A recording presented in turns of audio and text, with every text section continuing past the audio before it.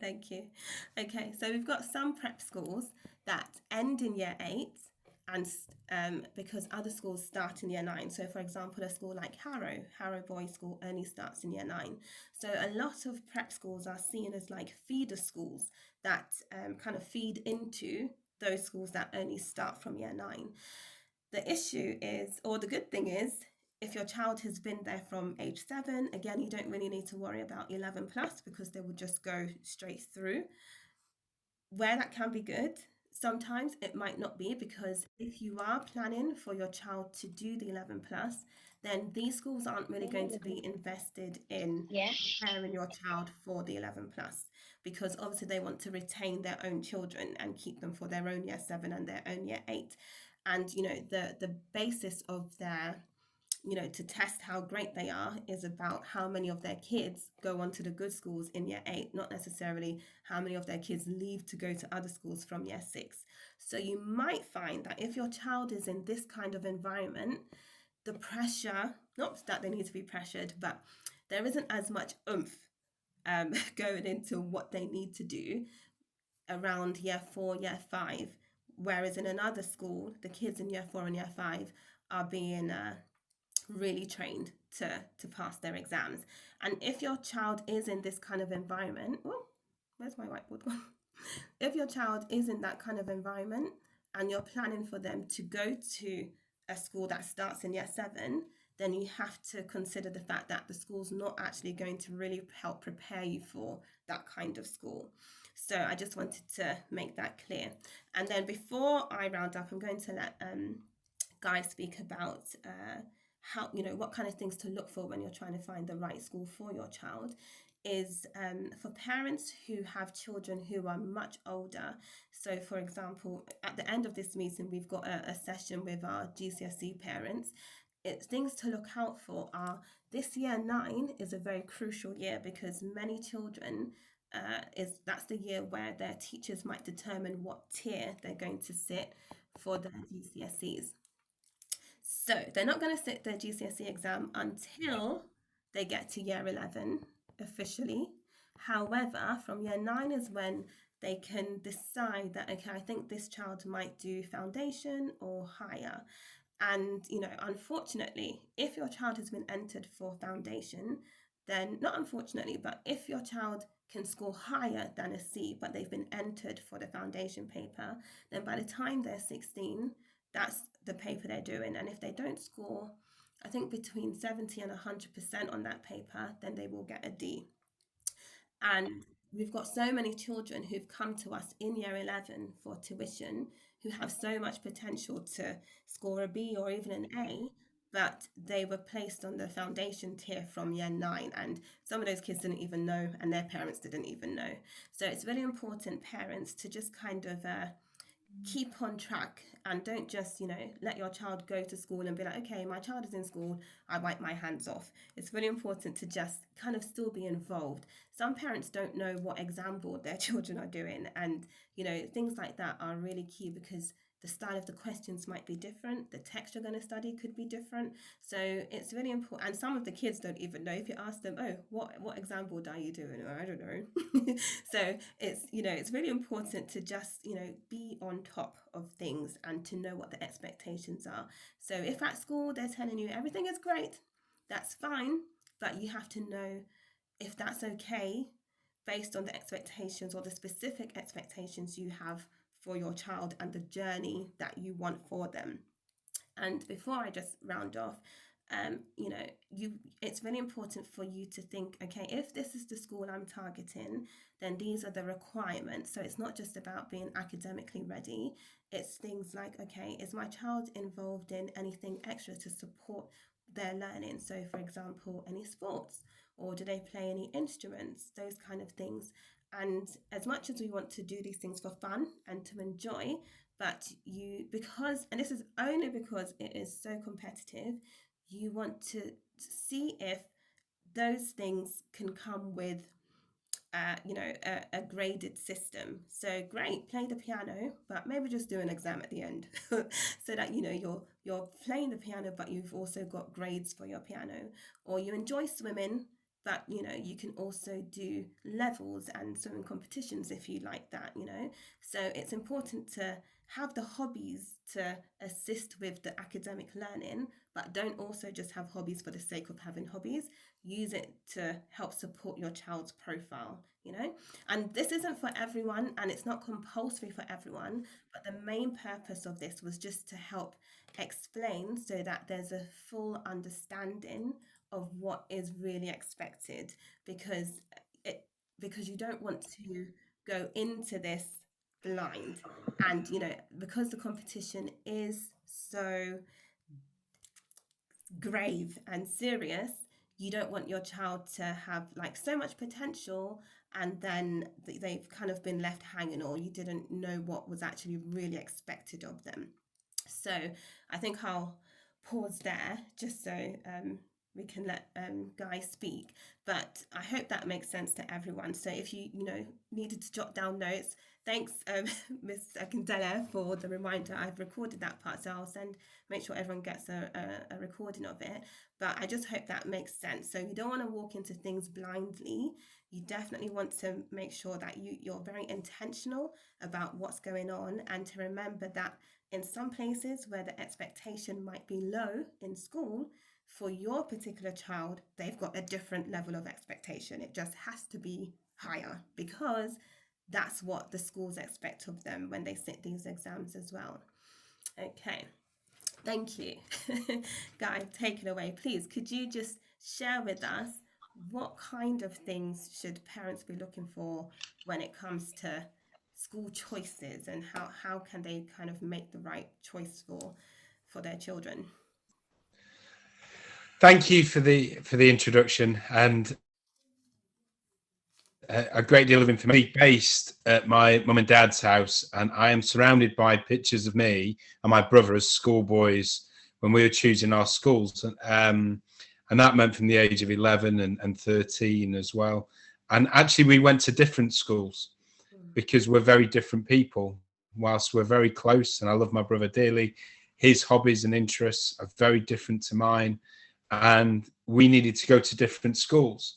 And that was easy for my mum in many ways to understand, because she was a teacher at a state school not far from here, and had been there for over 30 years. So first and foremost, choosing the right school. For many mums and dads within here, you would have already chosen a school for your child to go to, whether that's in the UK, could be in Nigeria. And I visited 3 times some of the fine schools in Nigeria in pre-COVID times. I hope to visit again. Just down the road from my mum and dad's is actually a prep school that goes up to the age of 13.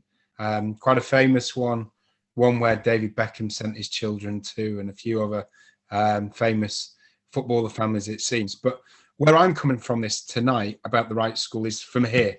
And this is one of the pictures I saw just before I came on here. This is my daughter, who's now age 5, and I've got a 2-year-old. And she started at our prep school because we have children who joined just in year group of 2 and 3. My 5-year-old is in the year 1 class now.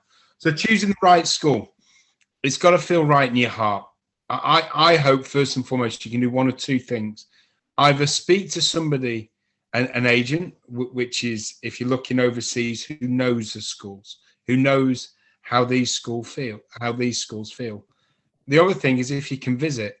If you can visit, it's very hard in COVID times, which I understand, to go and visit a school. We have children that come from Europe, and parents can't do a short flight there. If you live in the UK, go and visit them. And for me, choosing the right school will be, what atmosphere do you feel? Because you'll have a judgment as you go around, which is you'll see the class sizes, you'll see the behaviour of the children. Are they sat there quite noisy, or are they sat there in stone silence? Now, for me, if I go and visit a school, in my heart, it will tell me I'm looking for children that are sparky, that answer questions, that there's a good relationship with the pupils, and I will be looking at the class sizes as well, because undoubtedly my daughter benefits from being in smaller classes and receiving that greater attention. It's only as one factor within choosing a school. So what I would advise to you is what are you looking for in terms of school? Write them down on a piece of paper and actually speak with your child, listen to your child. And if the children are listening as well, if there's some children in here, think about what you want. So I'll give an indication. I've got a pupil at school who's now very happy, but he's come to the school, which is wonderful, but he wanted to be near London. Now, we're not near London in Scarborough. So I'm quite proud we're not near a big, busy city in many ways. You know, as a dad, that's not for me. But for you, it might be London. So you need to write down and think about location as one example. And then another thing which is vitally important, I think, size of school. What would be the ideal size of school for you? I love working in schools of medium size. I enjoy the fact that as a head, I get to know each and every pupil. That means as a parent, if you ever spoke to me, I will know how your child is doing. I will be able to see them in the corridors, see them in the dining hall, see them on the sports field. But above all, I see each child in the classroom virtually every day. Now, if I'm in a bigger school, let's say 1,500 children, and I've worked in schools like that as well, I might not know who your child is. And that's in some ways can still be fine, because there'll be certainly people within those schools who will know how your child is doing. But the first two things, location, size of school, because I wanted to go to a school where I didn't feel the number. I wanted to be someone who every teacher perhaps would know how I'm doing, how I'm progressing. It also means I could be a key part of the choir, perhaps be in the play, because there's not thousands of people you're competing with, or be in the sports teams. And then the third thing is, and this isn't in order of priorities, is to think about the value added of these schools. Yes, the academic results, the league tables, we can all see the top schools, and that might be really important to you. I went to an all boys grammar school. Whoever is head, whoever's in charge, they will always do well on a league table and will always be deemed to be a very academic school. But how much do they actually improve a child? What we've just heard there is about how much a child, you could have a child at age 10. I was very good at maths. I didn't enjoy English, but I joined a school that had a teacher, Mrs. Taylor, who inspired a love of reading and a love of English for me. So the value added that she did is she ended up meaning that I studied English for A-level and went on elsewhere and studied part of it as my degree. So think about the value added as well. How much do these schools improve children? Because some great boarding schools are non-selective. And by non-selective, I mean they might not just get you to sit an exam. They will judge you on how you're doing an interview. Mm-hmm. And the key thing is, in terms of all of this choosing the right school, is remember that an interview or visiting a school, this is a two-way process. Just because you're visiting a school. When I was 11, my mum took me around 7 or 8 schools to see how I would feel. And today I asked her, why did we choose a school that was there? And she just said, your face lit up, you smiled, you met people who knew you, who have now inspired you to become a teacher. So in that aspect, if you can visit, you will discover, see how your child is, see how you feel as you're going around. Do people hold the doors open? How are the manners of people? And that leads me to one thing which is vitally important, is many of you in this listening might be in charge of a business, because I'm in charge of a school, but we're also a business. And I think I'm about to employ somebody. What am I looking for? Good grades? Yeah, good academics. And tutoring is important for so many of you. Big tip, read. That's the key thing for me. But in terms of what else am I looking for? I talk about our school, our children having the character to open doors, but they have the personality to keep them open. So in terms of that personality, what else can a school bring? Because actually within the UK, I think we're a great school at Scarborough College. But actually, there are many great schools within England. We heard Harrow before, towering over the prep school down the road here, or to other schools, which could be day schools or state schools or boarding schools. There are many, many great schools in that regard. But I turn around and say, do you meet the head? as well? Do you meet the head? Do you meet the people who are going to be looking after your child? So Yeah. choosing the right school, just a brief summary, and I want to stress on there, you can ask any questions you want in the chat, is location, size of school, and the feel, if you can visit it, or do you have somebody who you can trust to give you an opinion based on the school, who knows the true heart of it. And then the final point I just meant, that it's about people. Schools are about people. Who do you meet when going to a school, or on a Zoom, or on a Skype? Now, for example, who's the most important person when choosing a school for your child? The headmaster or headmistress is important. I hope to think I like to think that I am. However, the house mistress, the housemaster, they're the mum and dad, the second mum and dad to children within the school. They're the people who your child will live with. So when your child is ill at 11:30, has got a typical English cold, you could be miles away in London, or you could be the other side of the world. That person, not the head, is going to look after your child. So remember, schools are about people. And you will feel, what are the classrooms like? What is a boarding house like? And the final tip I have there, and there's many other tips, but I don't want to give too much information, is ask to speak to some students as well. Every school will put you in touch, whether that's in our school. I always turn around and say, there's two things we can do. One, match you up with somebody from the same country that a child's from, but also some of the English students that are here.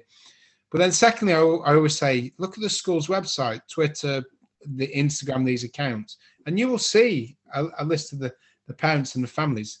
And I know some parents have been very cheeky, who've gone and asked a pupil or parent at the school, said, you're clearly a parent at the school, what's the school like? Because they don't want a handpicked parent or handpicked child. Because of course, when I suggest a parent for you to meet your child, they love the school, they're great. So you need to find out about the school off the record. Other people that you can make contact with, other people that have been at this school. Then, those are the key things. All schools, whilst I've just said are great, are very different as well. We are a 3 to 18 family school. My child could end up at the school for 15 years. I've got children who've been here for 15 years, and children have been at the school for 15 days. But we're an IB only sixth form, for example. Some schools you may want at the age of 16. Do you want IB? Do you want A level? Do you not know? 11, do you want children? What age do children board from? We know the school down the road have children who board from the age of 8. We have children who board from 11. So all of these questions, it's a bit like buying a house, or, what do you want in that house? 4 bedrooms? Whatever it may be, you need to make sure you've got that in order. Except it's a lot more important than buying a house, actually.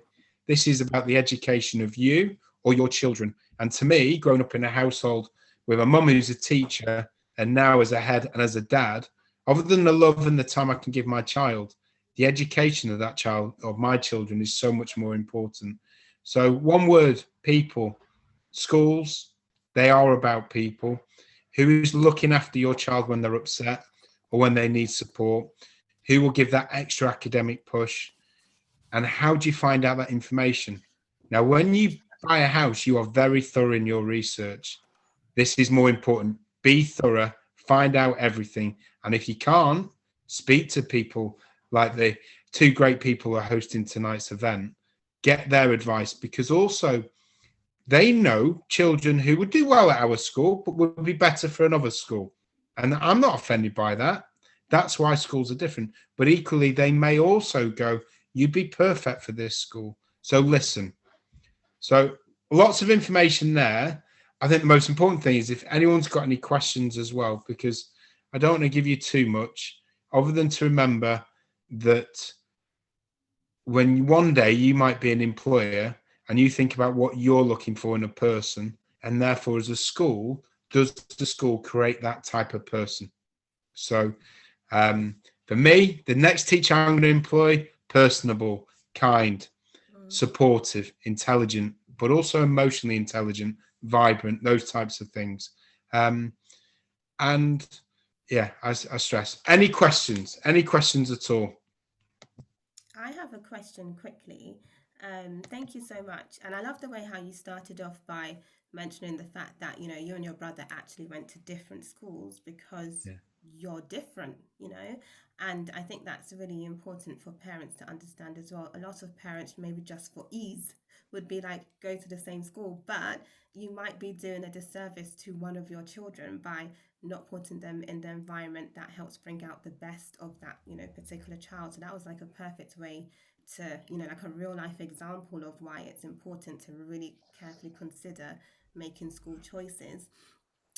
But you know, you mentioned the fact that Scarborough, you know, for sixth form only do IB, and that's another really important thing to consider, because some parents might be thinking just A level or IB, or not even thinking about that when they're picking the school. Sometimes they might just pick it because of the name.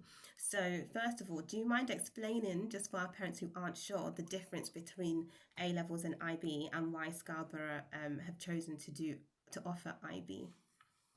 Yeah, of course. I mean, we do GCSEs and IGCSEs like most schools, and we do the IB. Well, first and foremost, the IB is 6 subjects. So for A levels, you tend to do 3 subjects.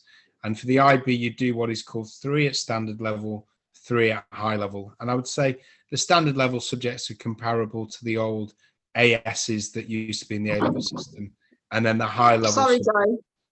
Sorry, Guy. Could you please just let us know what IB means? Because I'm not sure if everybody knows what IB stands for. Yeah, it stands for International Baccalaureate. So the International Baccalaureate's been around for many years, and across the globe is in school. So one of my friends just got a headship in Dubai. Their school does the IB, for example, only. Schools within Germany, America, Australia, and so on. The International Baccalaureate is an internationally recognized qualification that gains you access to the very best universities across the world. So last year we had students who went to the University of Sydney, which is a great university in Australia, to San Francisco, Holland, Germany, Austria, and of course within the UK, Oxford, Cambridge, LSE, these places, and our friends up in Scotland and across in Wales. So this is an internationally recognised qualification. 21 years ago, I wrote my master's degree on the IB, comparing it with A level. So I could give you 20,000 words. The good news is I'm not going to do that. It is basically 6 subjects instead of 3. And what the IB believes is you need to be able to, you do a science, maths, and English, and a language. So in England, we talk about there's a shortage of maths teachers, science teachers, all across the country. We don't have enough people who have enough scientific knowledge. And languages, we know in the UK we are not very good at languages, but that is because sometimes in our education system at 16 we do 3 subjects, so we drop a language. So in our school, the reason why we do the IB is we think the IB gives enough depth through the high level, and it certainly does, to give them in-depth knowledge preparing for university. But we love the fact that 6 subjects means they don't specialise too much. And the benefits that brings are that I've got a child last year. He's reading law with German at a famous university. He'd have given up German prior to that, but the fact he can carry on a language. So the IB, Abroad Qualification, in-depth qualification, academically challenging. There's a number of schools across the UK that offer this as well. And to me, it produces students that are more ready for university. And an example of this is the stats have been proven by great researchers that IB students drop out of university less. They go on to study a degree more. They do go on and earn a higher income. But also that is tailored. The statistics don't highlight that actually in general, brighter students can choose the IB. So the university stats look great for us as a school, but there is a reason for that as well. So why do we do the IB? Because we want children to have a broad education, to be able to carry on doing maths, English, and the science, and then it gives them more options with regards to university. Also, I want our students to go to the very best universities within the UK, but this gives them a great advantage across the world as well. You know, it's, you know, of course, Harvard and these universities look at A levels too. It's a great qualification, but undoubtedly the IB helps.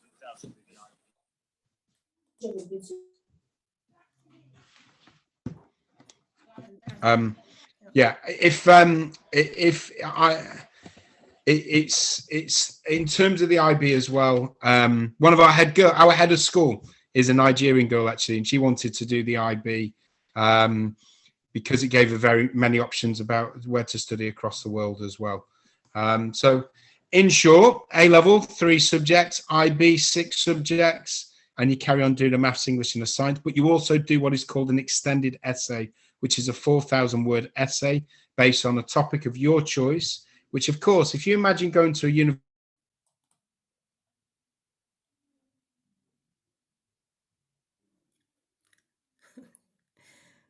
Is he okay? Okay, there he is.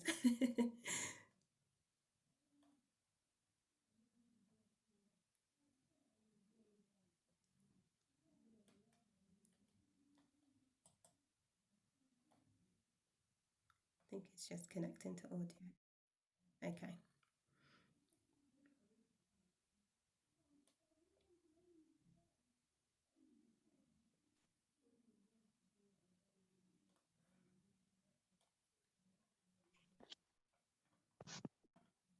Can you hear me? We can hear you. Awesome. Sorry, there we go. Sorry about that. Yeah, so it's the IB. That is a very a snapshot of the IB. My advice to you: the International Baccalaureate A levels. Google it and compare the two. Both give you access to the best universities across the world. I did A levels. I wish I'd done the IB. At the age of 16, I gave up studying German, for example, and I knew I could have carried it on. And I look at it now and think I was good enough to carry on studying maths. And so that would have given me a broader base. However, I'm not here to criticize A levels in any way. I'm very proud of the education system they offers as a whole as well. But please do your research, just like you do at schools. Compare the two. But undoubtedly at Scarborough College, we decided to do it because we just feel it gives a broad, in-depth, but great education for our children. And I go back to my my 5-year-old. She's been studying French from the age of 3, and she knows that if she stays at Scarborough College until she's 18, she'd have been studying the language all that time. It means our language teachers, our maths teachers, science teachers, they're going to be teaching every child that comes through the school. They have to be on it. Of course they do. So, but have a look at what the universities think across the globe. And forgive me for the great deal of information that was there. There's so much more. Any other questions? Thank you. We've got some questions. Well, actually, we've got a comment, which is probably testament to how great Scarborough is. There was a message from a parent, one of your parents, who was complaining about the drive from home to your school, it being about 4 hours, and thinking that they would change their daughter school when it came to sixth form. And she insisted that no, she's going to finish at Scarborough, despite the fact that her mum has to drive. It might be different if, she had to drive, but but she's adamant that this is the place to be, which is testament to the school and, what you were saying about, having personable people in the school as well, because it's one thing to have a great academic institution, but if there's no personality, if there's no family feel, then it's not really a place where children will feel they can thrive to the best of their ability, not just academically, but as an all-rounder as well. So I thought that was quite interesting to share. Thank you. Sorry, can I just add something to that, to in testament to Scarborough as well? We're not here to sell Scarborough. It's just that these things has happened as they have. Obviously, we're half term at the moment, and one of the boys that I had placed at Scarborough College reached out to me and said, he made a mistake in choosing a particular subject and he wanted it changed. And I was quickly able to reach out to Guy, explaining the situation. The boy is like pulling his hair out. I can't cope with this. What can we do? And I said, well, the beautiful thing about the school that you're at is it's a very approachable school. It's a family school. You can ask questions. And immediately I reached out to you, Guy, and I want to say thank you very much publicly right now, because last night when I was about to, talking to bed, I got your message that said it's done, so I'm so grateful for that. So this is what we're saying: choose the right school, the school that would listen to your needs. And that's what you did. You listened to that boy's needs. You didn't say, oh, we've got him now, he chose the subjects, get on with it. That wasn't it. It was a case of, we'll do something about it. And it was during the holiday, so you reached out to whoever you had to have this done. So I want to say thank you.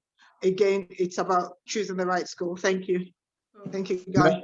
No problem. And I'm sorry it took 24 hours, which, looking back, for me, forgive the phone ringing in the background, but looking back was a long time, because I didn't want to promise we could solve it, but I knew we would. And the first comment was about a lovely girl called Esther. And I used to travel an hour every day to school as a boy to go to the right day school. And my mum used to drive. She always said I'm like a chauffeur. My mum and dad did. And I would move to the other side of the world if it meant guaranteeing the best school for my own daughters. I've moved to Scarborough College to be a head, but I've moved to be a dad first and foremost. And if I didn't believe in the school, 3 years, I could probably, who knows, go to another school somewhere else. And, I am incredibly happy because of the family atmosphere, the people that are there. The IB, yeah, it's a huge bonus. I have a sick form of hardworking students because the IB is harder work. But I like that, because academics should be a challenge, and that pushes children and gets them ready for university.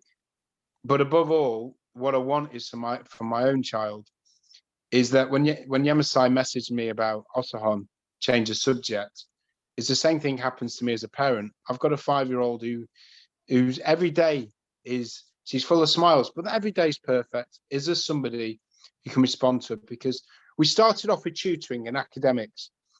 The number one thing to help your child succeed academically is if they are happy and loving school.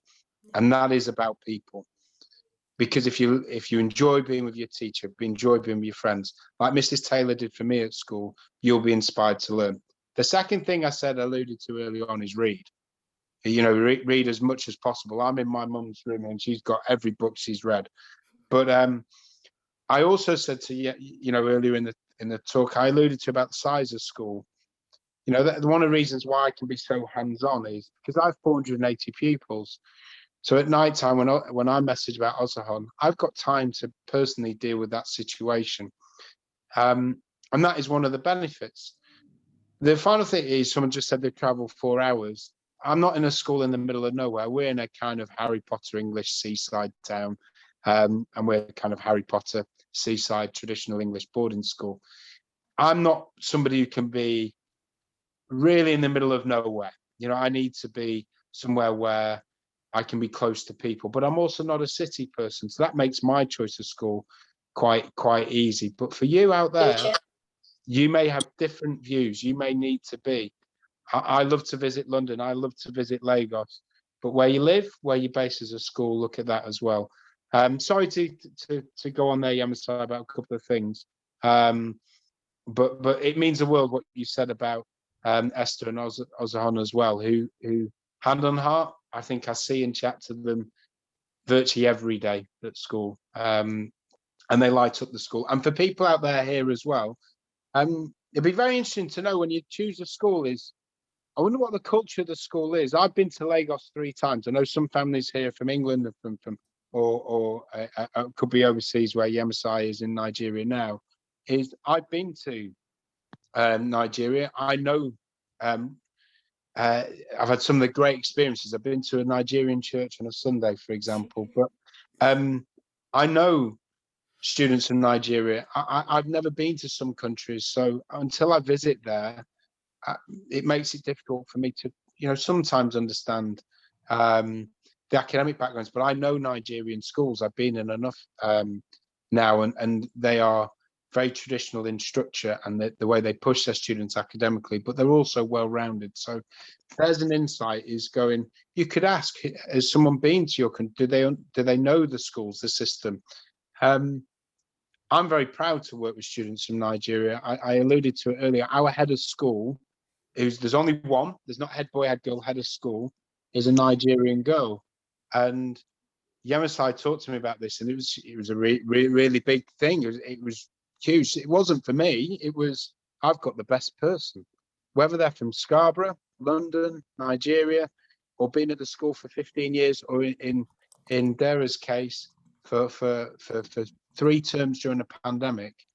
I just had somebody incredibly special and who works hard and is great with people and will change the world for the better. So I'm gone off in a tangent there, but that perhaps gives an insight into the school and the culture as well. And that's, you will live and breathe that when you visit or when you speak to somebody like Yamasai, who will know what a school is like.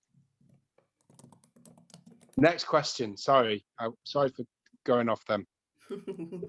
Thank you. Thank you. Thank you very much. Okay, so we've got some other questions, but I think we will pass it on to Sophie first and then come back to these questions because it kind of segues nicely into it. Hello there, Sophie. Hi. How are you? Hi, Sophie. Good luck, Sophie. Thanks. I want to go to Scarborough College, actually. I am biased, Sophie, I assure you. So but yeah, we like it. And okay, so someone's just asked, so Guy Emmett is the headmaster of Scarborough College. So we will put all the information about the schools that are represented here today as well. And, you know, for me, it is just really, really important that, you know, just like Guy said, if you're going to choose a house, you have to do as much investigation as possible. You know, before you exchange contracts, they do searches, they check if there's rot somewhere, they check the foundation, there's all these different searches because it's not a decision you want to, you know, to make lightly. And I love the fact that Guy said, you know, he would travel anywhere to if it's the right school for his children. And that's really the mentality that we should all have if you are prepared for like you know, having an understanding of what the education means and what the value of it is. And it's great that Sophie is speaking next because Sophie is director of Philanthropy and Alumnae at my old school, which is South Hampstead High School for Girls. And I'm like a huge advocate for my school. And the only reason why I can be a huge advocate for the school, even though I left in 2006, is because of the experiences that I had there. And I'm now on their bursary advisory board, part of their mentoring scheme. And, you know, it's fantastic. And it's, you know, as Guy mentioned, not just about the academics or the name of the school, it's about what does your child or what will your child get from being there. And, you know, something that I will always remember is doing my geography A level coursework. And I remember my geography teacher, I think it was something about comparing businesses in the local area. And at the time we were living near Tottenham in North London, and he came down all the way to Tottenham, and we walked up and down West Green Road, got hard dough bread, and you know, all of that, just so he can assist me with my coursework. And it's that kind of level of care and enthusiasm when it comes to having an individual approach to each student's learning that you will get from these great schools. And I'm just going to quickly address one of the questions was, you know, about if you don't go to an independent school, you know, things like your Oxford and Cambridge interviews, you don't have to do as well. But the truth is you do, because yes, fine, if you have gone to an independent school or maybe a grammar school, you probably are given maybe a bit more tools to help you. But, you know, there's that saying of you can you can bring the horse to the river, but you can't actually force it to drink. So, you know, even if you've been surrounded by all of these things and investment that's gone into your education and your learning, if you don't actually use it, then it's still going to be for nothing. So they're not necessarily going to give you more leeway because you didn't go to an independent school or grammar school. They're still going to expect you to be able to do really well in your interviews, because it's not just about passing to get in. You have to be able to cope when you're in there. So it's a very high pressured environment. So they're not just going to take people for the sake of meeting a quota that, okay, we took so many from state schools, because you could get in and leave within 2 weeks. So they want to see who can actually survive and do really well when they are here. So I just wanted to address that. And the other thing was about tuition. There was a question about, children who go to private schools, why do they still need to do tuition? The truth is, everyone needs an extra boost no matter what. And we've got children from Eton, from Harrow, like some of the best, who still come back and do their half-term tuition sessions, because children are children. And again, you might be surrounded by, all of the best resources, but sometimes children still need help and assistance in order to actually use those tools and use those resources. So you will find that some children still do need tuition, and private school isn't a magic wand that just fixes every problem. There are so many different reasons why some children might need to go to private school. So just as Guy explained, it might be because of the class size, that it just needs to, it's private because it's a smaller environment where your child might be able to thrive, or it's private because it's a large school where, if your child went to a smaller school, there'll be like a big fish in a small pond, and they actually need to be amongst, lots of other really big minds in order to help bring out the best of themselves. So remember, private school isn't just about the academics, it's about the whole character that we're building here. So one thing I'd always say to parents is, please don't look at schools and say, I want that school for my child because of the name, because of what you've heard, or because of where some fame, like as Guy mentioned, David Beckham's kids went there. Yes, it's nice that if David Beckham's kids went there and your kids might end up going there, they might rub shoulders, but you have to think deeper than that. Like, what's the best environment for your specific child? And remember, just because your children are in the same household doesn't necessarily mean they would need to go to the same school as well. So, on that note, Sophie, I'm going to ask you to please just share with us a bit about South Hampstead. And again, this is different because where Scarborough is a mixed boarding school, we've got South Hampstead, which is a day school, and it is a single-sex school, so it's just for girls. So again, very different. And again, things for you to consider when you're looking at what kind of school environment your child would go to. And even if your child is already in secondary school, where they are now, is that the trajectory you find them carrying on with, or do you think you would like to change them at some point? Nothing doesn't have to be set in stone if it's not working for your child at that point in time as well. So don't ever feel like you're stuck.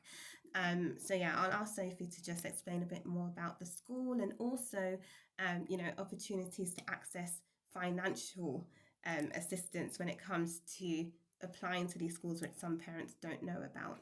Thank you, Sophie. No problem. Hello.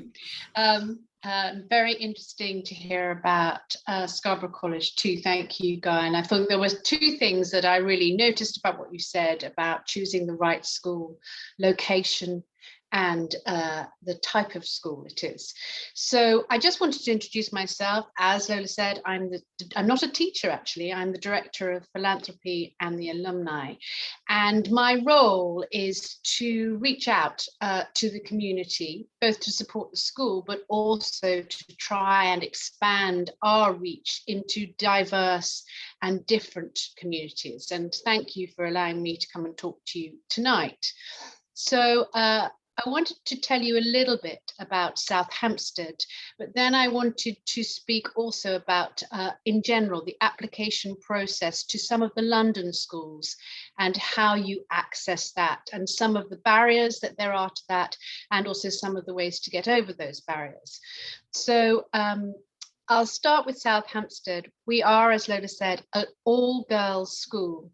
And I know that for some people that's quite a strange concept in the modern era, but there is very good evidence to suggest that for some girls, that is absolutely the best type of education. It's certainly very good at making girls confident and nurturing them. And there's a lot of evidence. But as always with every school, it's about really doing your research and finding what is right for your child.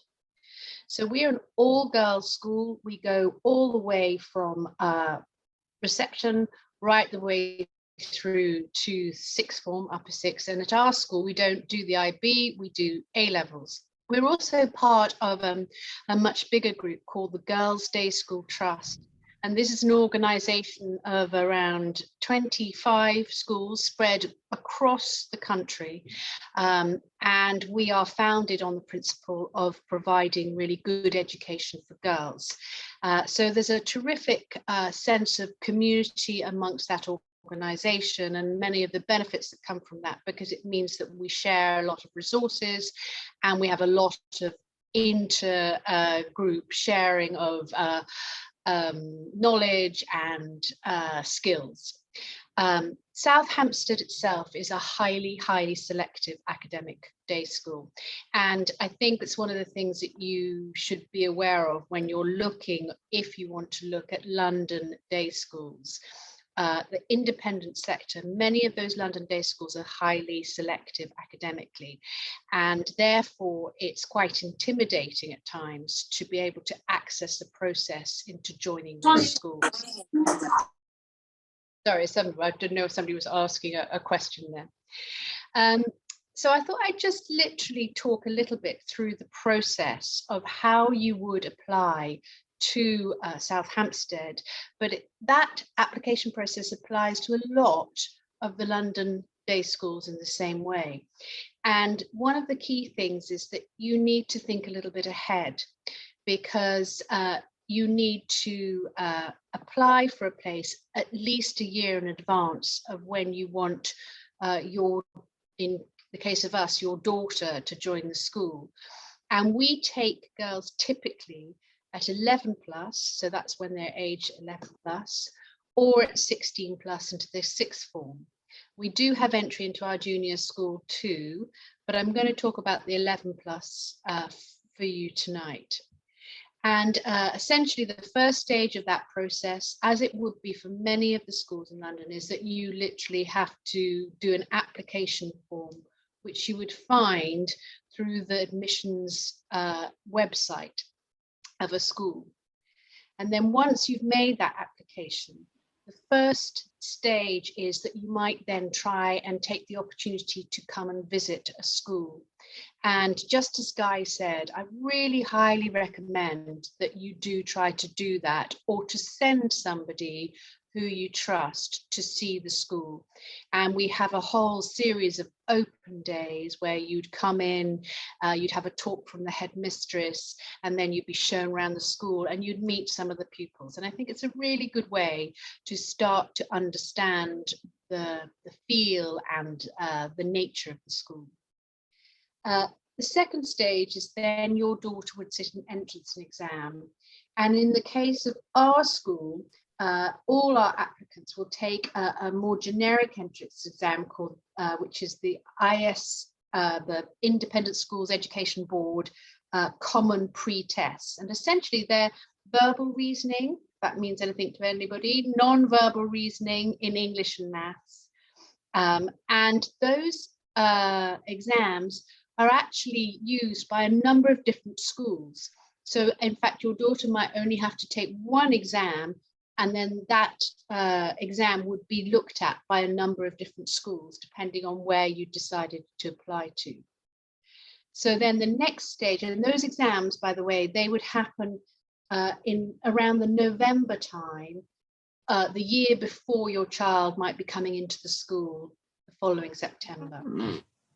Okay, then after that, in January, you would hear whether your daughter had reached the standard required for the school you're applying to, and then she would be invited to come in for an interview. And those interviews are quite interesting, actually. I did those interviews last year, and I have to say, I think they would have slightly floored me. So it's very important that I think that you do a little research into what those interviews might involve, and give your daughter some encouragement. So we talked about tutoring a little bit. I think one of the real advantages of tutoring is that it gives people confidence and makes them less fearful. So they're not arriving to something like an interview or an exam and then just rabbit in the headlights. And I think it's so important that your daughters or your children get the confidence to be able to face those things. It's one of the great advantages of having that kind of support. So we would have an interview in the January, and then you would, if you were successful, your daughter would be offered a place by the February. So you'd know sort of mid-February whether they had been successful in that process. So as I say, it's quite an intimidating process.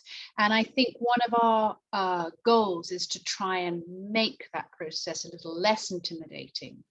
So the first thing that I think you as parents should always do when you're thinking about schools is you should find opportunities for your daughters to see, or your children to see and experience those schools. So many schools, including South Hampstead, offer all sorts of extracurricular activities in the holidays or after school, which will let your children come in a very informal environment and just get a feel for different schools. So there are all the obvious things, like we have clubs in the holidays like Dramarama or Coding Club, and they are just available to anybody who would like to participate. But we as a school are also trying to encourage people who might not always consider a school like South Hampstead to come in. So for example, in the spring, we're going to be offering some free school enrichment sessions, in mathematics it's called, and in English, and happening every Saturday. Then I will take that thing off you and you won't watch it. Yeah, but put it down for now so that you can do it. I think someone's just got them. So those will be happening every Saturday morning, and I think it's really a great opportunity, not just for you as parents, but also for your children, to get a real feel for a school through some of those things. And as I say, that's what we're doing at South Hampstead, but I know for a fact that lots of the other schools do this too, and it's really worthwhile investigating and inquiring about that. The other thing that I wanted to just talk to you about was our access in terms of finances, because private education is a very, very big financial commitment. And South Hampstead, along with many other schools, is very committed to trying and making sure that their doors are open to people, whatever their financial means and whatever their background. So I wanted to talk to you a little bit about bursaries. And I know that sometimes it's a bit confusing because the word scholarship is used sometimes, particularly in the States, for financial assistance, and the word bursary is used for financial assistance. I think generically in this country, bursaries tend to apply to financial awards to help a child attend a school. Scholarships are purely based on academic or sporting, or in some cases artistic ability. So they're slightly different. But we at South Hampstead are very committed to providing bursary support to families who cannot meet the entire fees, or perhaps would struggle to meet any of the fees. So we will always say that we're trying to offer places to girls who meet our entrance requirements and for whom might need a bursary in order to meet the financial requirements. So that is something that you should also be aware of if that's of interest, because right at the start, when you approach a school or you fill in an application form, there will be an opportunity for you to say you think you might need financial help.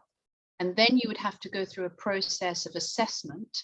And most of the schools have quite a rigorous process of assessment, but pretty much all the schools will offer financial help if a child meets the entrance requirements. So that is something that I think is very interesting, particularly for families who perhaps not familiar with the private independent sector. So the other thing that I'd say is, because many of the pupils who might be applying to us from state school might not be as used to the whole academic level and also the kind of interview practice side, that is why we are offering opportunities to come at different times and experience some of our staff and experience some of the school. It's also a way for us to help hone some of those skills that might then enable them to perform well in our entrance exams, rather than them just being completely phased by the process. The other thing, and Lola mentioned this, is that we're really keen to try and help families navigate the process. And we have an extremely able admissions lady, and nearly all the other schools will have the same kind of setup. And they are there to help you understand the process and help you fill in all the required forms and understand the time frame on it. And then on top of that, we have a mentoring scheme. Lola is one of our mentors. And the idea there is that we have a number of people who have themselves attended the school with financial support, and they are there to try and help if families want them to, and give some guidance through the process, and then subsequently on when the daughter joins the school. So there is a lot of help available, but the first stage is you do have to seek it out. So right at the start, Lola mentioned that one of the critical things when choosing school is to do your research. And I would reiterate that again. There is a wealth of information on most of the school's websites about the admissions process, but it is very easy to suddenly find that you're off the schedule, you've missed the moment.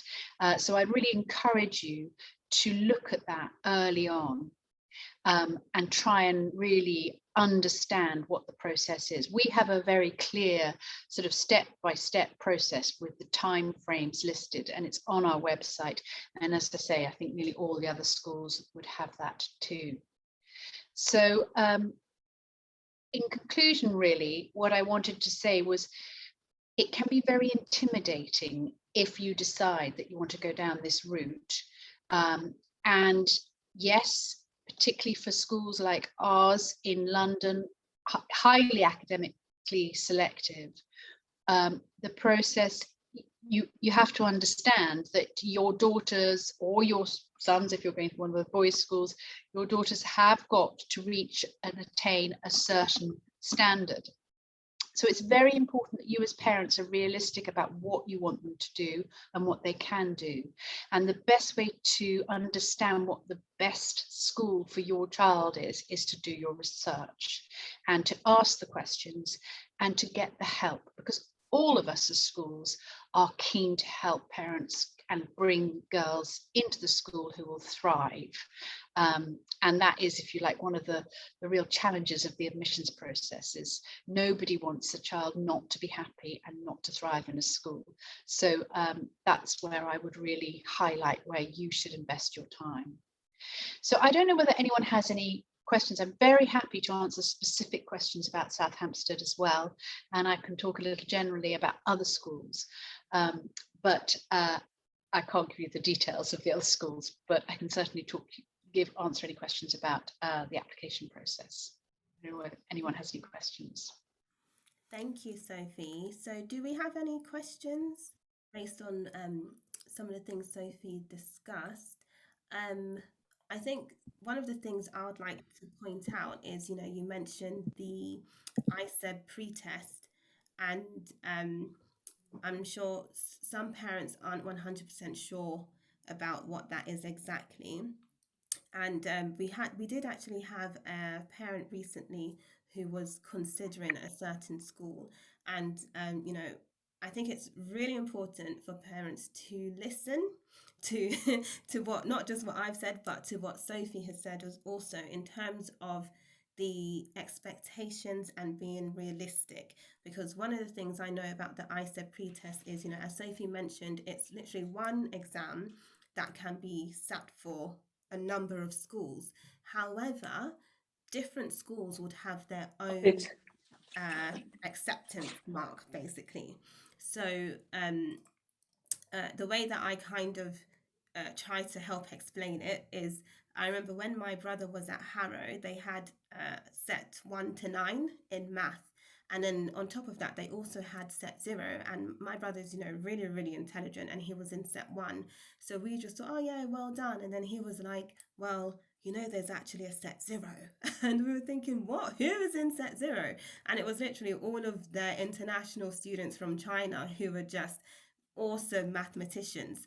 So, it just goes to show that, like, all children are fantastic, but some children just get things a bit quicker than others. And that's the truth of the matter.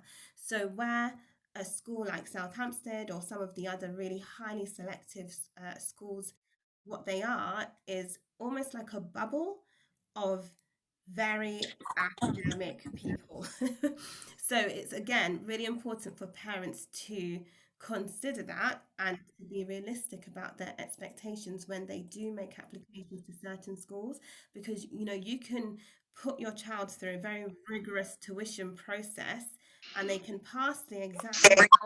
They might end up struggling when they get there, which nobody wants. So it's also really important to think about, when you're, based on how your child is when they do get there, is this the kind of environment that's going to help boost their confidence, or is it going to diminish their confidence? It doesn't mean they won't get there eventually by the time they do their GCSEs or whatever, but the environment needs to be, the right kind of environment for them. And as parents, you are the ones who would realistically be able to know, rather than forcing your child to sit a particular school exam because you've heard it's the in school, or that kind of thing. It has to really be the one that is right for your child. So so Sophie, are you able to share, in terms of different schools having different criteria or different pass mark on that same paper? Yeah, I mean, I can't share with you what the marks are, but what I do think is quite interesting, and funnily enough, this is a personal thing, but what really surprised me when I was doing the entrance interviews last year was how many girls had applied for schools which were all essentially the same in terms of their academic requirement. And I guess my thought was, gosh, you're putting your daughter through an awful lot of sort of entrances for schools which all essentially might be very academically selective. And the likelihood is, if she's very academically able, she will get offers from all 5 of those schools. And actually, why put her through that? Can you not decide which one you really want? And similarly, if you're not choosing one of the schools that's less academically selective, and can I just stress that does not mean it's worse, it's just less academically selective and probably more nurturing, and if your daughter's less immediately academically able, she'll probably thrive much better in that school. But so many parents weren't taking that option to make sure that they got a wide range of choices when they were selecting schools, one highly academic, one maybe, one mid-range, one bottom range, to ensure that their daughter would succeed somewhere. So I think it's a little bit like university applicants. It's recommended when you apply to university that you choose one stretch university that you might just get into, one university that you'd probably be very comfortable at, and one university which is your sort of fallback should you have a disaster. And I think it's a really good idea to try and do that if you're applying to London day schools, because what you don't ever want, particularly at the 11 plus age, is for your daughter to feel like she's failed. And I felt there were a lot of parents who were choosing 5 very academically selective schools and the danger being that their daughter wouldn't get into any. But similarly, very able children who were just getting 5 offers. And then it's like, well, okay, what do you do now? You know, can you not have decided that before which school you want? So I can't tell you what the examination criteria is. It changes every year. But I think you can very quickly get a sense for the schools that will want absolute the top performance. North London Collegiate would be one, for example. Godolphin and Latimer, South Hampstead High School would be one. And then there'll be a range of schools who would be more of a mid-range school, and then there's schools who are just much more nurturing and will really, really look after girls who perhaps haven't reached that academic attainment just yet. Yeah. So that's what I'd recommend, is try and be really understanding about where and honest about where your child is, and your current school will be able to give you a sense of that too, and where they will really fit well. And as we know, there's nothing worse for a child to be the very bottom of a school and always struggling. They will always be much happier if they're in a school where they're really able to achieve. And I mean, Guy mentioned it, sometimes a small school is a great idea, because then you're always part of the team, you're always in the play. But then if you've got a really ambitious child and a really able child, you want them to be with really striving peer group and a really strong group of people who are pushing them on. So yeah, sorry, does that answer your question at all? It does, 100%. And a lot of the parents here probably know my own personal story, because I didn't join South Hampstead until year 8, because I went to a small independent school for year 7, but I was literally the whole, big fish in a small pond, thinking I was all that.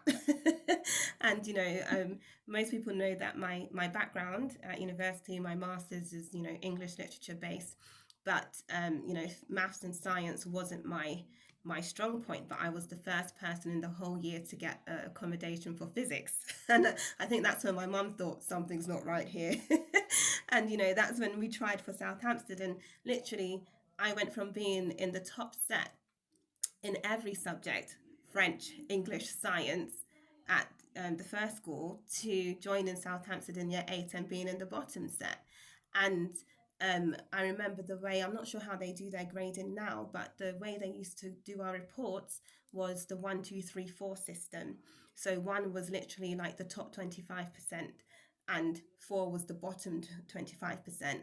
But what we didn't realize at the time was, if you happen to score 85% in your test, but everyone in band 1, 2, and 3 happened to score 99%, 90%, and 87%, then your 85% was band 4. So, but that's literally just to show you how competitive some of these schools are and where the divide is. So some of the people who joined late, you would have missed when I was explaining at the beginning, the fact that the UK state school system is expecting children by the end of year 6 or May year 6, when they do their stats, to be at level 4. But that level 4 is where some of the children who are in year 2 are when they do their 7+ exams. So they're only age 6 or 7, but they're at the same level or very close to the same level as children who are age 10, 11 in year 6.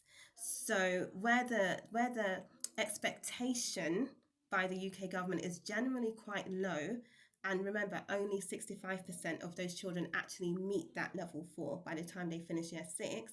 That's where you see a lot of the disconnect and the divide. So in school, they might be telling you, you're great because, you're working towards the expected. By the time you get to age 11, you should be able to read and write, literally.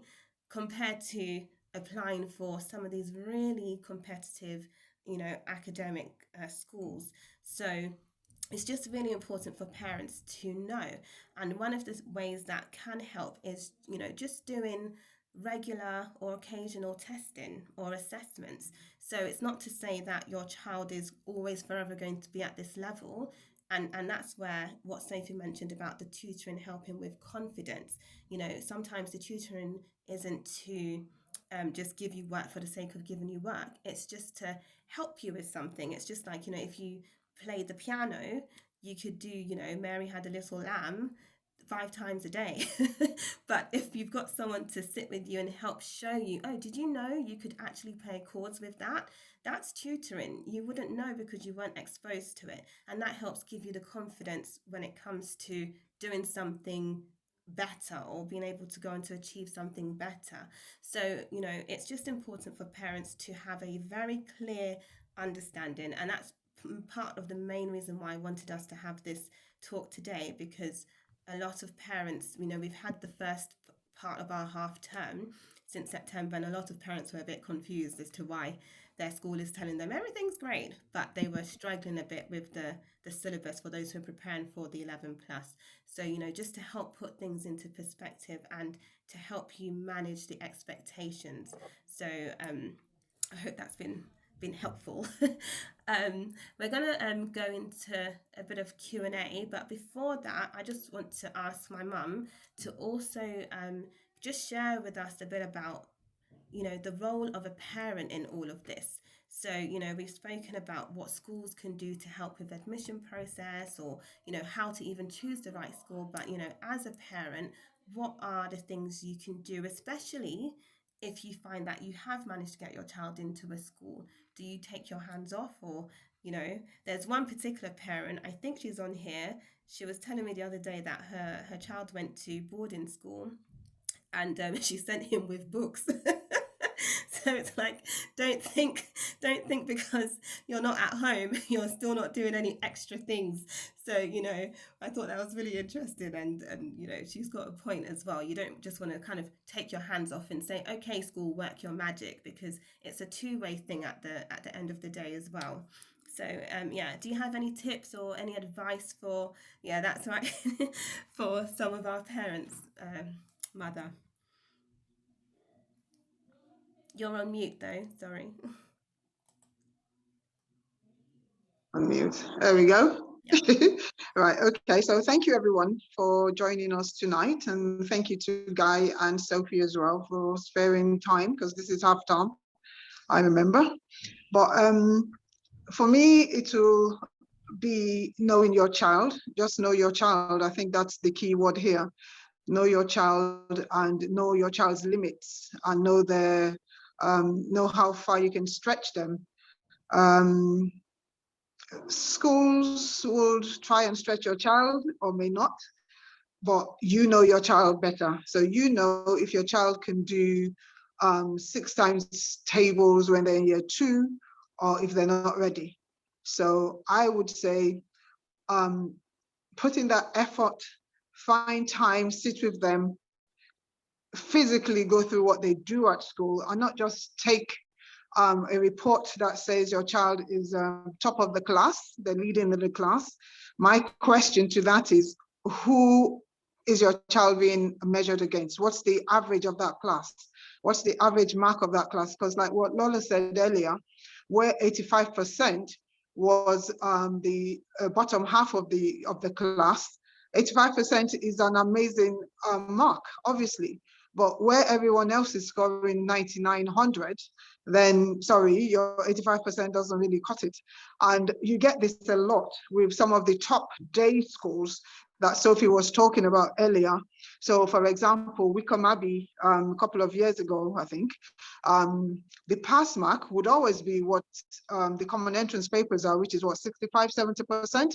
But when you have girls scoring 100%, 90%, even if you score your 65%, which is a pass mark, does not give you a place at the school, because majority of the girls have scored way into their 90s. I know one girl in particular who scored 90% in all her papers. She's gone off to university this year. She was at Wickham, from year 7. She's finished off now. Some of you would know her because she's done a few talks for me in the past, Remy. She's gone off to university now. But that's the kind of competition that we're looking at. And the question is, how do you prepare your child to meet this?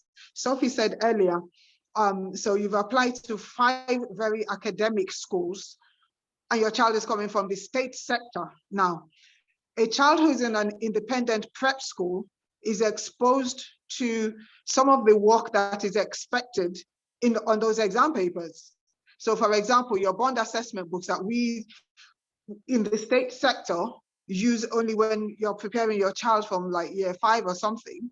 These kids have been using them from reception year. I know that for a fact because I witnessed it when my kids were in prep school, and it's still ongoing because my grandson is in a prep school and he's already doing verbal and non-verbal reasoning.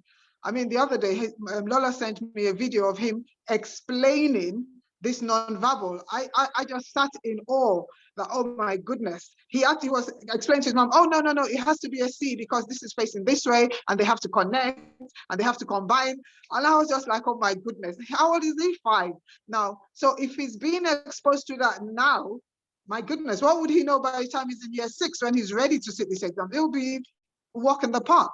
So I'm not saying everybody needs to send their kids to a prep school because it's not practical to do that, but those books are out there. Get those books, prepare your children. If your children go to a tuition center and they don't use these books, they don't teach them this stuff, they're just literally doing math and English to get them to be top in that class, then my sister, my brother, I'm sorry, you're wasting your money and your time.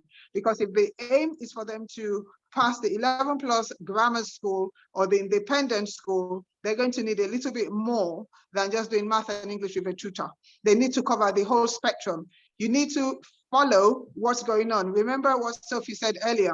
You need to know, you need to investigate, you need to do your research, find out what these schools are looking for. And she rightly said, there are some schools that are non-academic, still very good schools. Your children will still go to university, they will do well, because the end goal is for those children to really excel and do well and compete in the job market, because that's where it's going.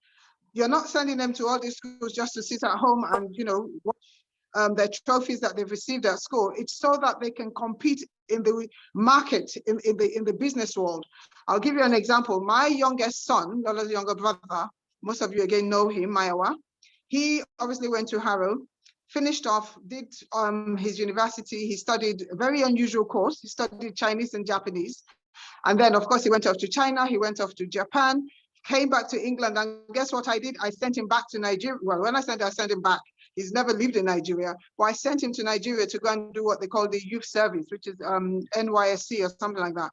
He completed that for the year and came back to England, started applying for grad schemes. Well, he got his grad scheme with Ernst & Young. And the key thing, what I'm bringing out of this is, look at the journey this boy had gone.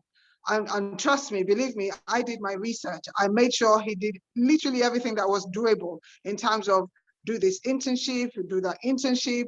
I made sure he did those things because I knew I needed to prepare him not to sit at home for me to be gazing at his CV or anything, but to be in that job market that would really do something for us. And what was that?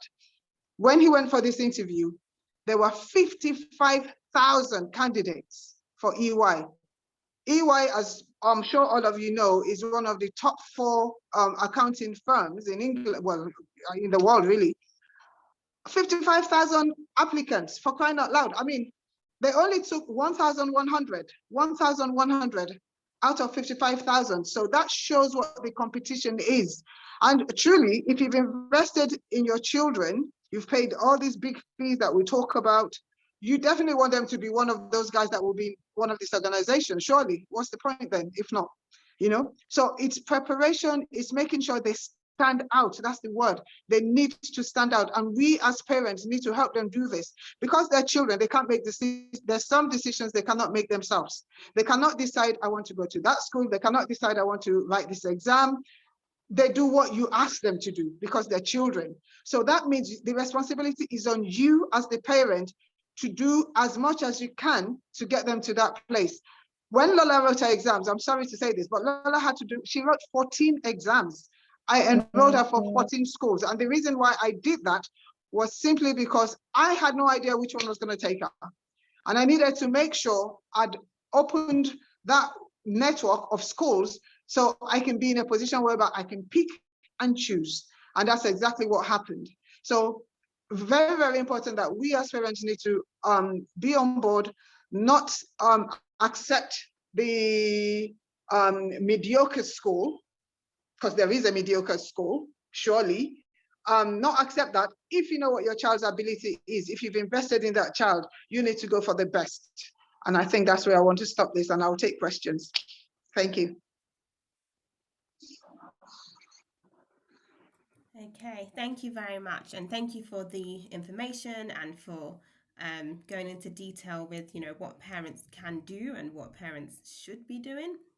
So we're going to maybe just do 5 to 10 minutes of questions, because we've also got a meeting with some of our GCSE parents to kind of tell them off for not not checking that their kids have been doing their homework.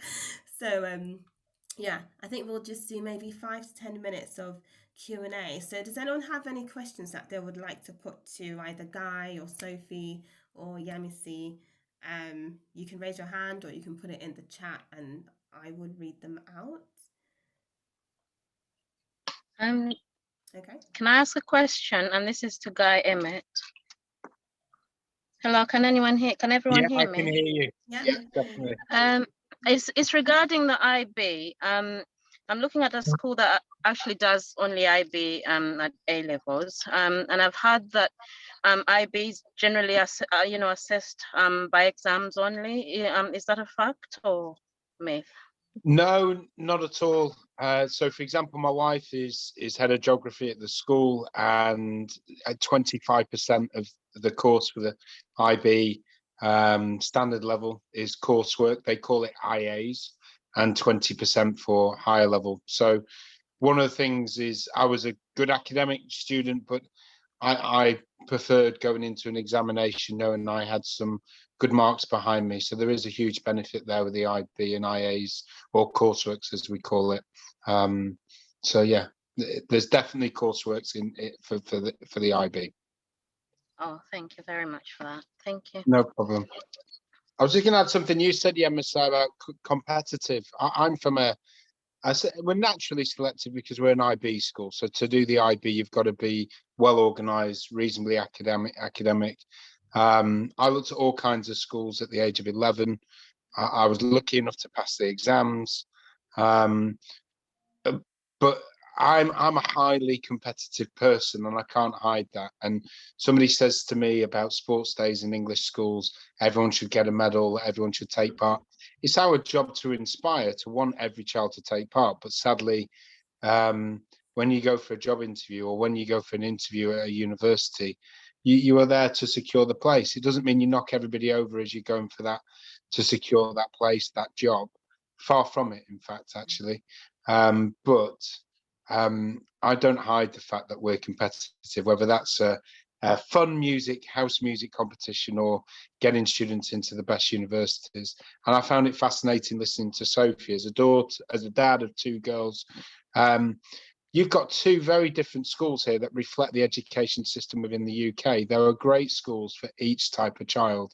And that is where you will know in your heart what would suit your child. There are amazing all girls, all boys schools, day schools, prep schools, boarding. The exciting thing is that I think the UK, we're very good to criticize ourselves, but across the UK and in many parts of the world, but we have amongst the best schools in the world and the best education system. And we want to maintain that way because, well, we are competitive. Anyway, I'm looking forward to some questions, anything at all. Thank you. Do you have any more questions? My son goes to, it just started at a boarding school. So now we're kind of remote. We were very hands-on initially, but now he goes to a boarding school. So as a headmaster, what advice could you give us that we could do to support him remotely. I mean, we have our ideas, but it'd be nice to know from your point of view as a headmaster what you think we could do to support him remotely. I'm very good at giving advice as a headmaster, and probably the worst parent at listening to that advice. So, as I keep saying, my girls are my world. But I was initially very hands-on with my. I mean, imagine with my 4-year-old, 5-year-old being the kind of pushy dad. I think there's a balance. I think there is one where supporting your son or daughter and asking what work they're doing.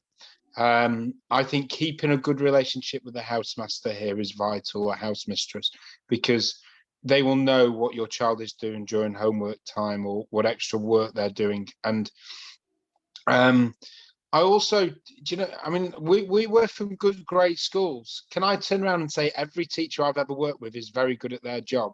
The answer is no. I mean, they in general, they're very good, but there's various things you can check now.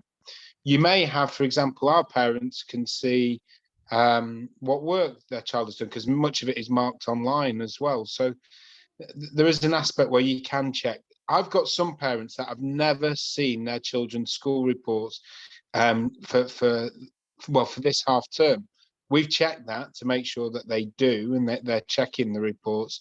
So first and foremost is many reports are online now, and you'd be amazed at how many parents might not check those reports. So check the reports, but that is at the end of 6 weeks. So the key word here is communication. Speak with the house parent, speak with the person who is living with your child, and also speak to your child. I'm competitive. I don't believe people work well under pressure at times, though. So that supportive arm and listening to your child. And there's nothing wrong with, saying, can I take an interest, have a look at the work that you're doing and seeing what they're doing as well. So communication key. But I'm a parent, and if I'm honest, I will be checking some of the work that the children are doing as well. And that doesn't make you an interfering parent. You're making every sacrifice to send your child to school. And if you're sending them to boarding school, you're not seeing them at night either. So to me, checking, communicating, but listening and talking to your child is key. So I can hear the in the background thinking, how is he actually doing? Pick up the phone and speak to the school as well. I think that is probably the final tip I'll ask on there is, you send an email, you get an email back, that's fine. Don't be scared to pick up the phone. And if that school is not going to communicate with you, they're not schools that I know. I mean, the boarding schools that I know, not just ourselves, they will answer and come back to you. So if you're a parent listening to this, don't spend 6 weeks waiting to hear how they've done. Communicate. Really good. Thank you. Yeah, fantastic. You're welcome. And you'll be better than I am as a parent. I tell you, I'm learning. I am learning every day, and it is impossible. Sometimes you do want them to be the best at everything, and of course they can't be. So this time I will ask Yemasai for advice. She's been there and done it.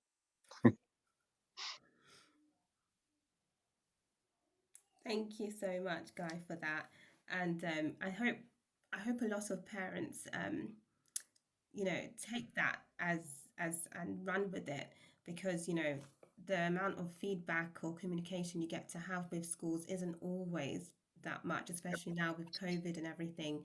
Normally you could kind of stand in the playground and have a chat with the teacher after, but we can't really do those things now. And if your child is at boarding school, then even more so. So as Guy mentioned, speak to the housemaster, and hopefully there is that, those open lines of communication as well. Don't be afraid to check in. And that's part of the reason why we've got our meeting with our GCSE parents today, because we have even though we're a tuition centre, we still do things like parents' evening. So we don't have parents' evening until December, but we've just noticed a few things that have been happening, which is why we want to speak to the parents now, instead of waiting until the end of the term to, fix the issues. So that's like from, our side of things, but parents also should feel, confident enough to ask what is going on, or I'm not exactly sure. how they're doing, or are they on the right track or not, that kind of thing. So it's, don't be intimidated by a big school. Like Guy said, you should be able to give them a call, and they should hopefully be able to, respond to those needs as well. So Or just get your MSI to message me, and then that's sorted. I mentioned before, there's a big thing here with parents' evenings as well. COVID has hit us all hard. It has been tough, because school's about people, and actually that's what I've missed. But we now do online parents' evenings. It's here to stay. So if you are a boarding parent or working parent where, you imagine being at a girls' school in London and can't get there for the evening, is actually many of these schools now do the online parents' evening, or can do it separately where it's easy to communicate as well. There is no excuse for any school not to be able to communicate and to answer your questions. We do a meet the tutor evening to make sure there's a personal touch so we can see each other. But actually, COVID has also meant that our teaching staff, if they're off work, due to a course, they can leave great online cover lessons now. But also parents' evenings, you've got every right to speak to the teachers or to speak to the tutor, the house parent. Zoom is so easy to do, as we can all see on here. So if you've got anything in your heart, which means I'm not quite sure here, pick up the phone and ask them, maybe even visit them as well in terms of that way. Schools are very good at this. They've got better, particularly over COVID times as well. So yeah, pick up the phone or literally have a video call with the house parent as well. And also listen to them. They may tell you that trust us as well. And you might need to back off them in that way as well, where they may just say, tell me the truth, because teachers can be so polite.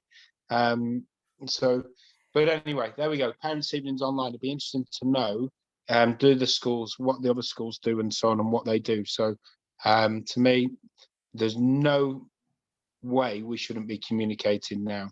And should you trust your teenage son? I'm sure he's a lovely young man, but if I was miles away from my mum, it did no harm for her to check up on me as well. No problem with checking up, but he's 11. He's just about to go 12, but very much acting like a teenager. Yeah, that's normal. That's great. I've still not grown out of that. And it's also hard for parents. You let them go of the most precious thing you've got in your life. And I always tell that to the members of staff who say, we've got the odd parent getting in touch, and they'll say a pushy parent. I'll say, can you imagine, the most precious thing they're trusting us with, and we should never forget that. So anyway, good luck to your 11-year-old son. I'm sure he'll be doing great. Thank you. you. Just add in a little bit with what Guy has said, actually, and it comes down to some of the things that we've been talking about, the difference in independent education. And I think one of the real things, Lola touched on this about her teacher who came to her home and helped her with her coursework. One of the real things that you get with an independent education, because we have the resources and because we can give our staff the space to do this, that really personal involvement with your child's life. And I absolutely wouldn't, I think the state school teachers, they are brilliant, but what we can give is exactly as Guy said, in the independent sector, is that really personalized communication.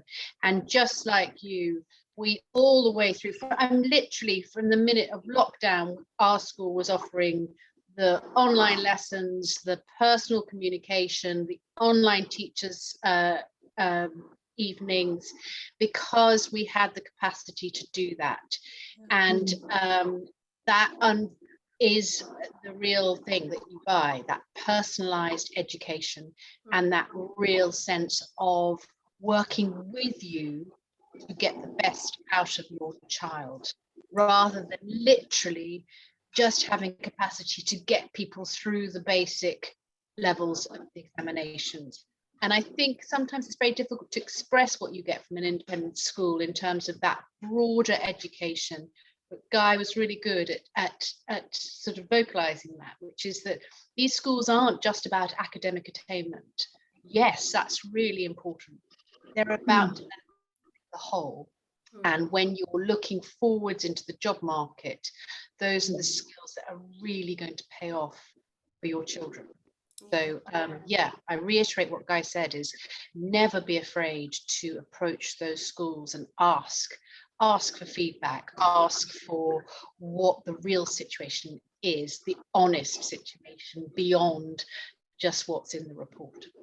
Yeah, thank you, Sophie. We've got a message here, and it says it just reiterates what you said, I guess, because it says, our son is in a state school, but we have been concerned lately that his school diary is rarely completed by the teacher on his activities and progress. Is this normal? And unfortunately, just what Sophie and Guy said, unfortunately, that is actually normal.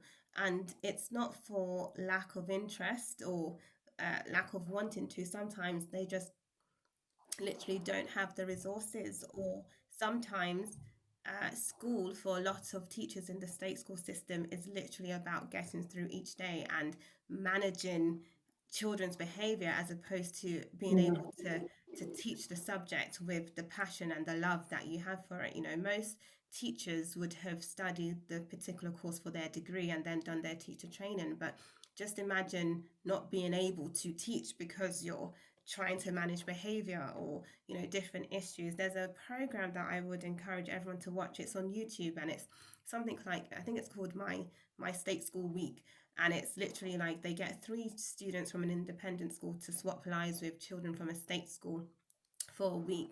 And one of the things that really hit me, I was discussing this with some of our teachers from our centre, was one of the boys from the independent school was in the art class and was just so shocked at the fact that his peer was just mucking about. And when they interviewed him after, he said he can see that there are a lot of people in the class who actually want to do the work, but because this guy and his friends are like the ringleaders, it's actually more fun, or makes you more popular, to just mess about, so they don't actually get to do the work. And then he said, but for me, I look at the fact that your working career might be about 65 years or so, and secondary school is only 5 years of that. So he said, I would rather focus on the 60 as opposed to enjoying or making the most of this 5 to please someone else, and focus on the kind of life I'm going to have for the rest of the 60. And the guy was only about maybe 12 years old, but he had the capacity to reason like that. So unfortunately, it's not that sometimes teachers can't be bothered. Sometimes, everyone can be lazy sometimes, but it is quite normal because they just don't always have the capacity or the resources in order to do that. But as a parent, you still have we all pay taxes.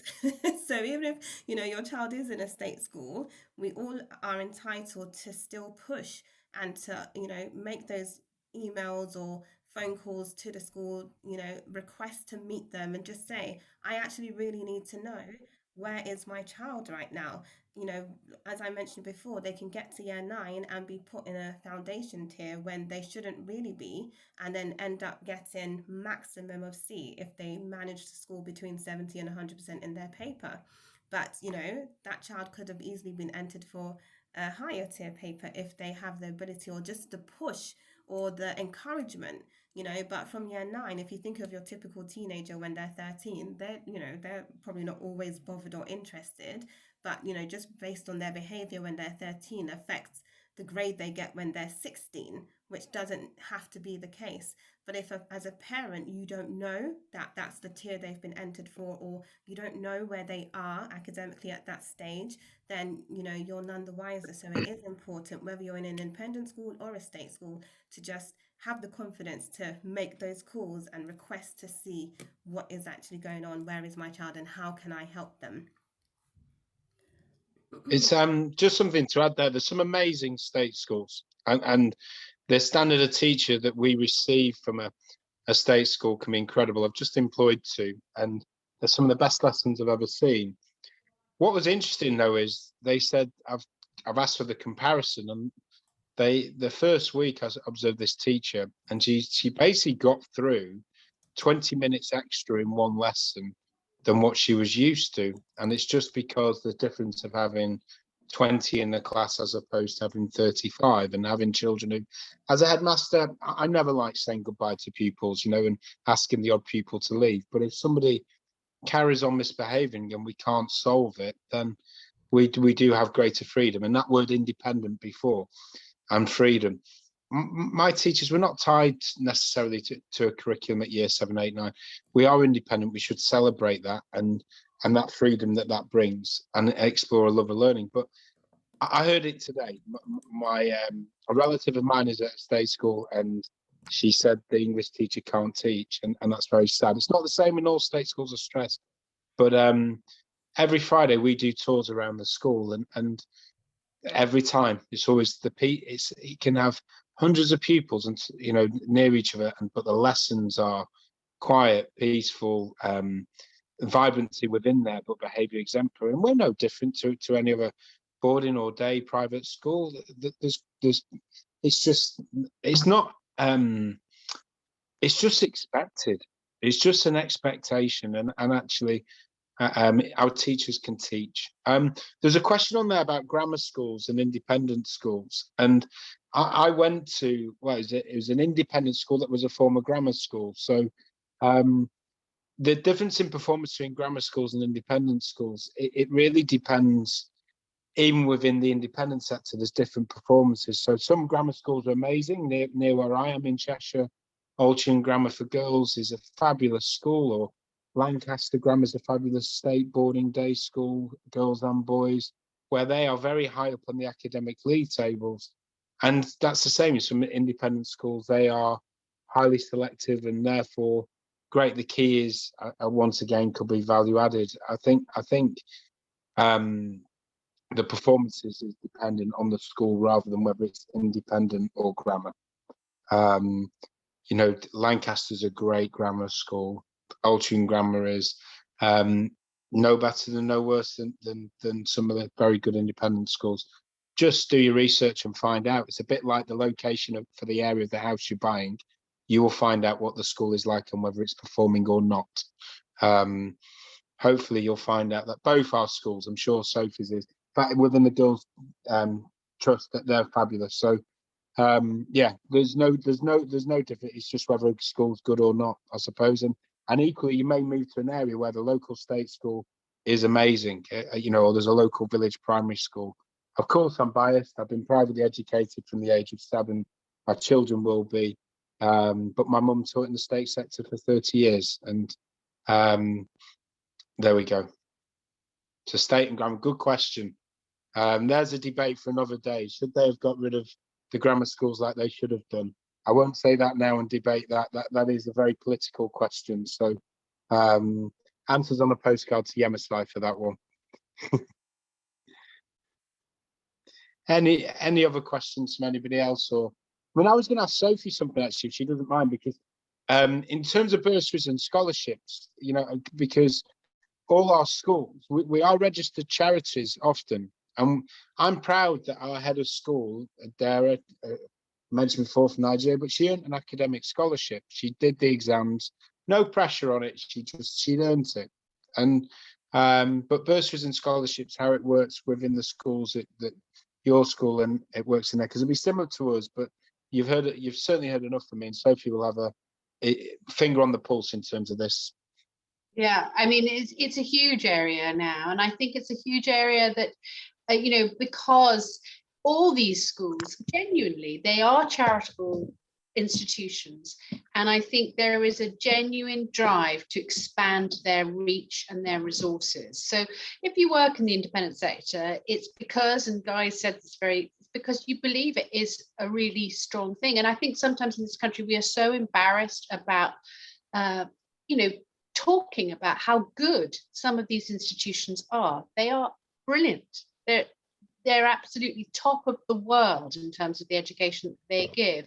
And I always remember talking to a former head of Cheltenham Ladies College, and she went to Switzerland. She said, I'm fed up of apologizing for being head of one of the best institutions in the world.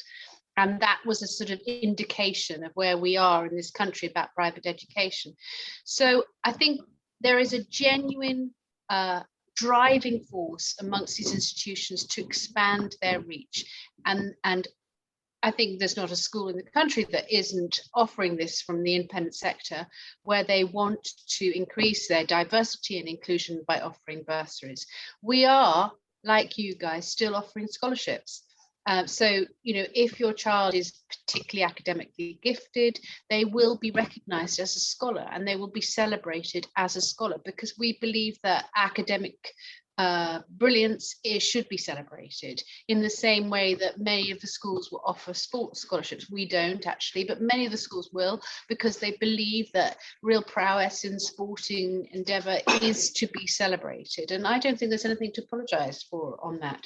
But I also want to reiterate that almost all of these schools will be offering bursaries. They will be offering opportunities for other people to access this wonderful education that we offer in this country through the independent sector. And there is a genuine desire and belief across the sector that that is the right thing to do. Would you agree with that, Guy? I mean, I think that's... I would do. I mean, we have, for example, what is called the Scarborough Scholar. I mean, we're... so my head of school the year before was a Scarborough Scholar, and this meant they got a 50% bursary, 50% scholarship for academics, and then the bursary could go up to 50% more. And this girl who is going to my former university, Durham, was a 100% Scarborough Scholar. I think that if there is a violinist on the other side of the town in Scarborough, or the other side of the world, who applies to the school, and they will be a fine example with an attitude to learning, whether, I mean, for us, music, drama, sport, academics, then we will offer the scholarship which is there. Of course, they're hard to attain, because so it should be. But one girl from Hong Kong applied, and she's now at Oxford reading music. And if you heard her play the piano, it was a joy. It was to hear her play. But yeah, all schools celebrate this. It's been a very important part of many schools' foundation from the day that they began, actually. So yeah, if you got a child that's particularly gifted in something, go for it. Speak to MSI and to both, and it can be there. And then bursaries are there. It's important for schools to offer the support to get a great education, which is within there. So. But the important point that Sophie made there, Cheltenham Ladies College, one of these great institutions, will be there. And in England, we do like the word sorry. We say it all the time. If you push over an English person, they tend to say sorry. Actually, it's about time we stop saying sorry and acknowledging that we have great schools that actually that can give great support to people in our communities as well. And I'll end on one example. Is I know of a school who became a testing centre, for example, for the COVID vaccine. We used our minibuses to get people to vaccination appointments. We've got to be at the heart of our communities, because that is what we want our children to be as well. They come to us, they get great careers, they do well, but also hopefully that they will embark upon a career where they might just help other people as well, because it's not just about good results, it's about creating good people. I think we do that at Scarborough College, I'm sure, but I stress there are great schools up and down the country, and you'll notice it started off at the beginning was size of school, location, what is right for you and your child, and above all, your child. And I'm sure you'll make the wise decision. My biggest weakness, I think, with my heart and then my head afterwards, you can do both, but there's nothing wrong with listening to your heart as well. I'm beginning to sound like my mum here, so I am a little bit worried. But it's been a pleasure to speak, Ren. I mean this when I say if there's people here looking at other schools, not ourselves, of course, speak to MSI. But if you want to speak to a head, just, the MSI would give you my details. You may have a son who's finished school or a daughter who's applying to a school to be a teacher or applying to university. We're glad to help. Today is not about gaining pupils at Scarborough College. It's in the world that Sophie belongs to. We don't talk about fundraising, we talk about friend raising, and that is what we want to do. So if I can help in any way, I'm not unusual in this aspect. I'm on a WhatsApp group with 30 odd heads who, during a COVID crisis, you could see each and every one of them were human beings who cared deeply about the people at their school. They mowed the grass when it was needed. They visited the member of staff who had COVID, and they spoke to the parents to the other side of the world who couldn't get to their child because they were left stranded here. But to end on, for me, there's nothing to be sorry for as well if you decide to invest in an education for your child. I've seen it time and time again where somebody in our town or where I'm from in Cheshire will go, they'll almost look down with their head as, yeah, I send my child to a private school as if it's a bad thing.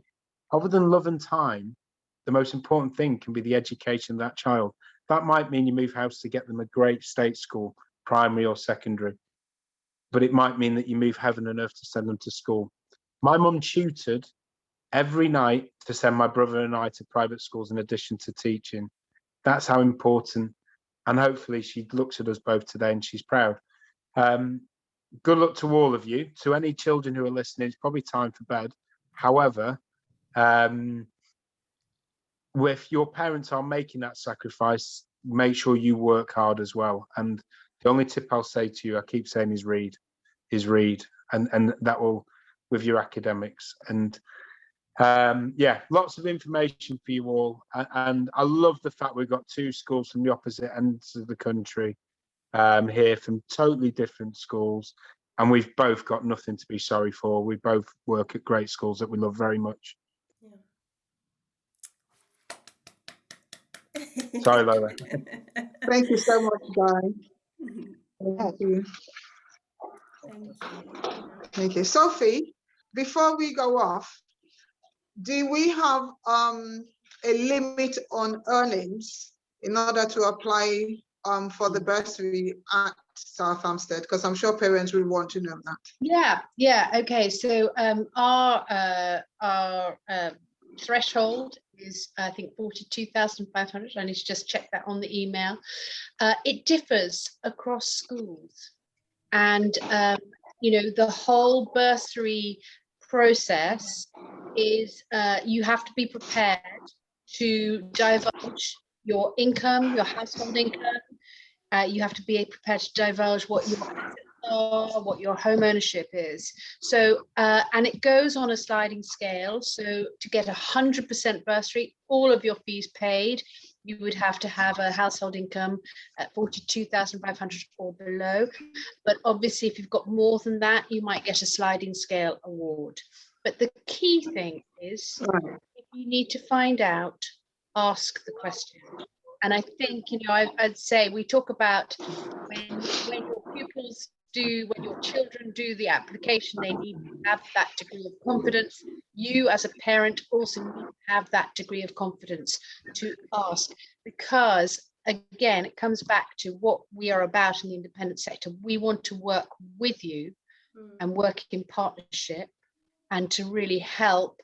It's not about a sort of black and white, okay, fill in this form, okay, black line through that, doesn't work. So it's about talking. Fantastic. Thank you so much, Sophie. Thank you so much, Guy. Thank you so much, everyone, Thank you for that. for joining in this evening.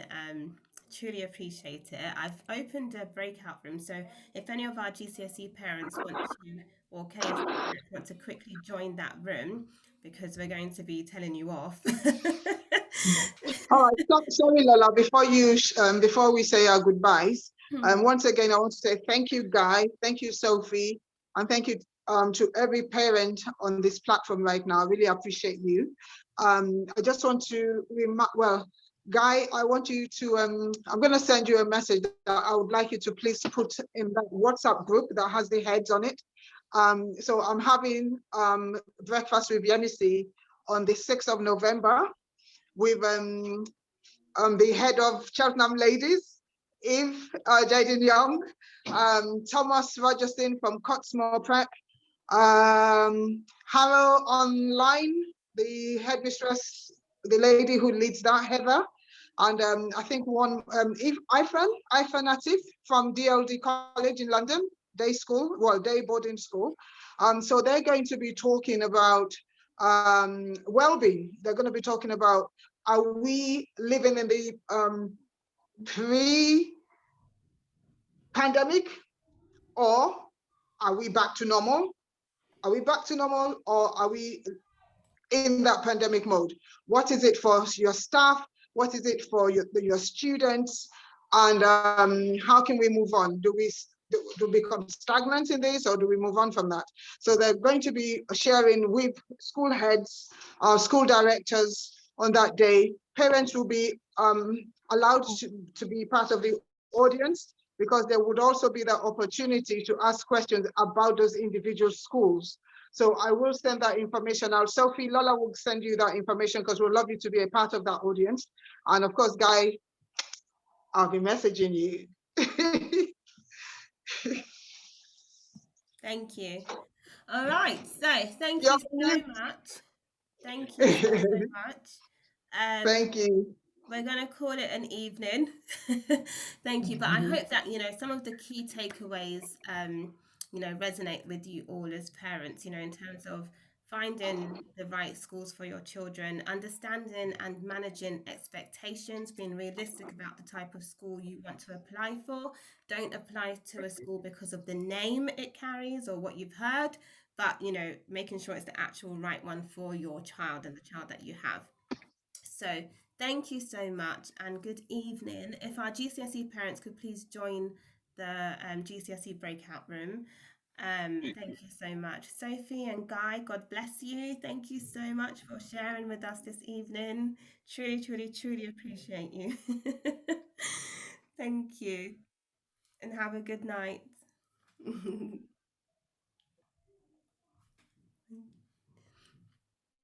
Where's the breakout room?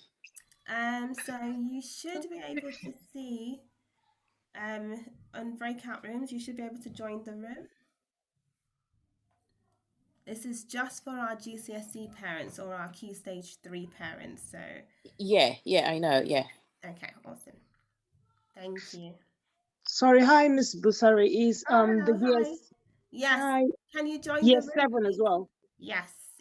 Oh, okay. Thank you. Okay. Thank you. Thank you. Okay.